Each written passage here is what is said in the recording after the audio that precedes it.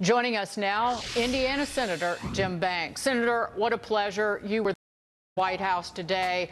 What will be the immediate impact on your state and, quite frankly, every other state of these tariffs that were announced? Well, the impact is going to be significant and significantly good for American workers. Indiana has already the most manufacturing jobs per capita of any state in the country, and we're the #1 steel producing state. And in my small hometown, just outside of Fort Wayne, Indiana, the best paying jobs are at a steel mill called Steel Dynamics that a lot of people I went to high school with, a lot of family members work there. There are going to be more jobs like that because of President Trump's courageous decision today to implement reciprocal tariffs on countries where we have trade imbalances and tell those other countries, we're not going to let you take advantage of our workers anymore.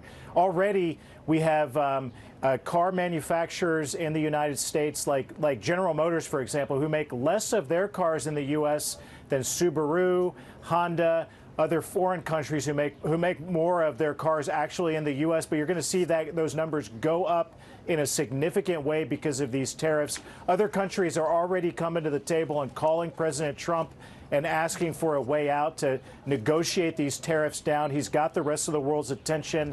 This is good news, a historic day for the country, and we're just getting started. Senator, you just mentioned Honda. According to Reuters sources, that company, Honda, planning to produce its next Civic hybrid in the Hoosier State, in your state, instead of Mexico because of this policy. But the company, Honda itself, has not confirmed that yet. Have you heard anything about that? Do you know what's happening?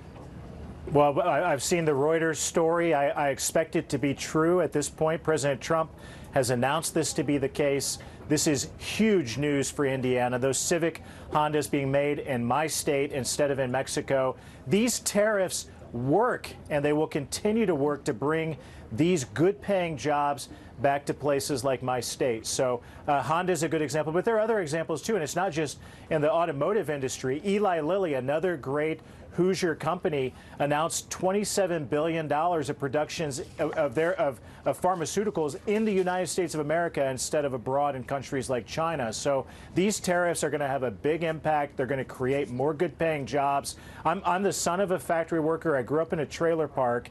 My dad made axles at a factory all of his working life.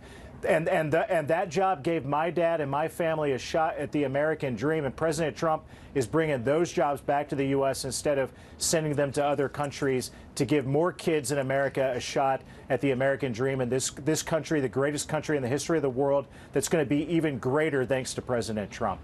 Senator, you went viral for being confronted by a fired federal worker. I want people to watch this. Hi, I was a worker at HHS. I was fired illegally on February 14th.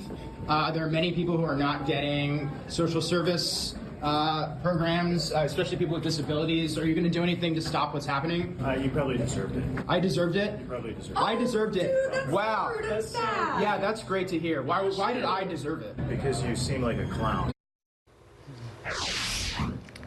Senator, we love it. Because, again, they're stalking you. Sometimes the truth hurts. And in this case, again, I just talked about my dad. My dad worked in a hot factory, made axles. And I think about the taxes that my dad paid for his hard work.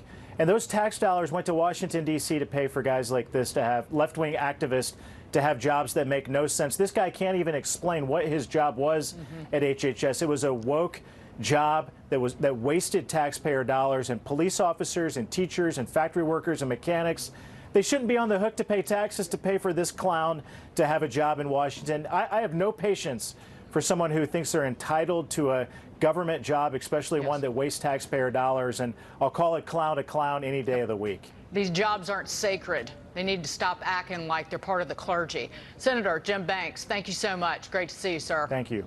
Coming up.